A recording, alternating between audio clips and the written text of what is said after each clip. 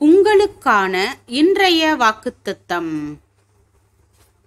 எல்லாவற்றிற்கும் முடிவு சமீபமாயிற்று. ஆகையால் தெளிந்த புத்தியுள்ளவர்களாயிருந்து ஜெபம் பண்ணுவதற்கு ஜாக்கிரதையுள்ளவர்களாயிருங்கள். எல்லாவற்றிற்கும் மேலாக ஒருவரிலொருவர் ஊக்கமான அன்பு உள்ளவர்களாயிருங்கள். அன்பு திரளான பாவங்களை மூடும். முறுமுறுப்பில்லாமல் ஒருவரை ஒருவர் உபசரியுங்கள். அவனவன் பெற்ற வரத்தின்படியே நீங்கள் தேவனுடைய பற்பல கிருபையுள்ள ஈவுகளை பகிர்ந்து கொடுக்கும் நல்ல உக்கிரானக்காரர் போல ஒருவருக்கொருவர் உதவி செய்யுங்கள்.